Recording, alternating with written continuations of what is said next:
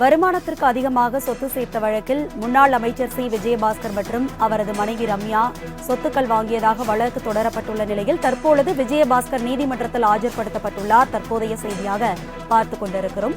சொத்து குவிப்பு வழக்கில் அதிமுக முன்னாள் அமைச்சர் சி விஜயபாஸ்கர் தற்பொழுது நீதிமன்றத்தில் ஆஜர்படுத்தப்பட்டுள்ளார். விவரங்களை செய்தியாளர் ராஜேஷ் வழங்க கேட்கலாம். ராஜேஷ், விவரங்களை பகிர்ந்துக்கணும்.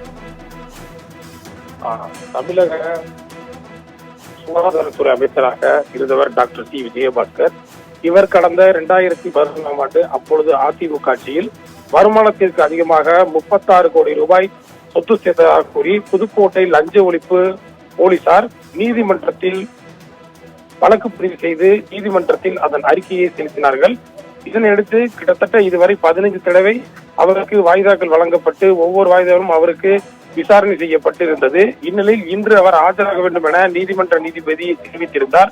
இதனையடுத்து இன்று காலை, அதாவது சற்று முன், அவர் தற்பொழுது புதுக்கோட்டை நீதிமன்றத்தில் ஆஜராகியுள்ளார். இதன் பிறகு இவரை விசாரித்து இந்த விசாரணை பொதுவாக எப்பொழுது தொடங்கும் அல்லது வேறு தேதிக்கு மாற்றி வைக்கிறார்களா என்பது குறித்து இன்னும் சில மணி நேரத்தில் தெரிய வரும். ஏனென்றால் இவர் தற்பொழுது பாத்தீங்கன்னா திமுக இருக்கட்டும் அதிமுக இருக்கட்டும் ஏனைய அமைச்சர்கள் மீது பல்வேறு வழக்குகள் உள்ள நிலையில் இவர் இன்று ஆஜரானது புதுக்கோட்டை மட்டுமல்லாது அதிமுகவிடையே ஒருவித பரபரப்பை ஏற்படுத்தியுள்ளது என்று கூறலாம்.